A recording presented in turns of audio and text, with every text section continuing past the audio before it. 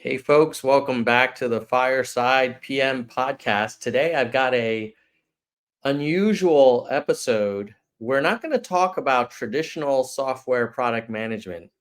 We're going to talk about what would happen if you took a very experienced tech product manager from Silicon Valley and dropped them into what in many ways is the ultimate startup, which is a insurgent presidential political campaign.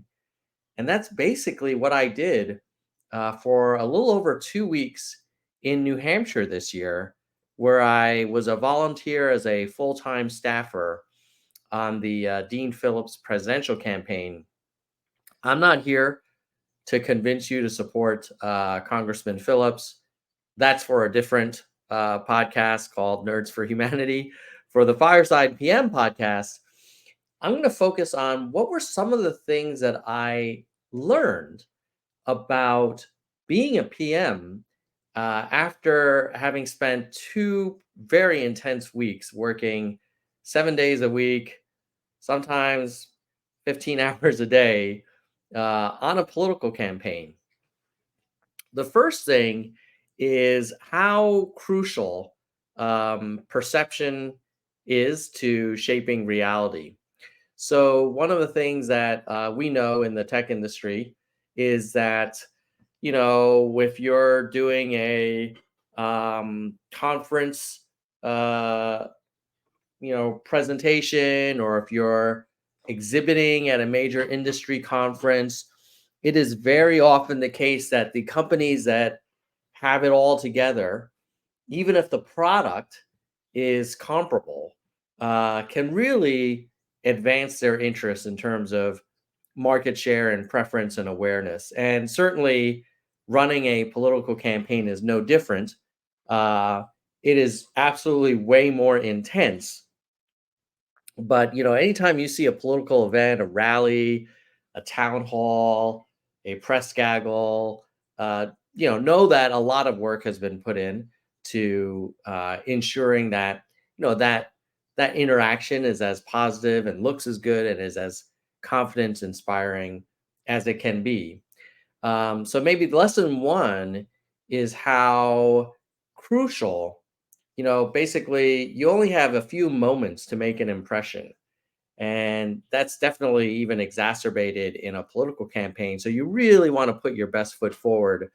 And if you apply that to tech product management, that could be, when you're presenting a PRD to your colleagues, or when you're presenting a recommendation during an exec review, or when you're conducting yourself in a press interview or major industry conference or exhibition. So perception, absolutely crucial. The second one is it is like a political campaign is like in many ways, I work a lot with the advanced team, and it's like event marketing on 10x speed. Because in the corporate world, you're going to do an event, maybe once a quarter, maybe a few times a year. It's a big deal if there's one event in one quarter and another event another quarter, and like, oh my god, we have to do this event and then plan for this event. And in a political campaign, you're doing like multiple events per day, and each of those events could make or break the startup or the campaign. And so because of that, you've got to really be in constant communication across the entire team and be super adaptable. Thank God for things like Slack and Signal and other types of communication tools. I don't know how teams did campaigns prior to that, like calling each other when you need to make kind of split-second decisions. Um, but certainly, you can see that applied in the tech industry as a PM as well, because you too are constantly touching base with all of your cross-functional partners, and you're often making like decisions hour by hour. Yes, there's definitely a bigger emphasis on the monthly or quarterly decision making. We have processes for that.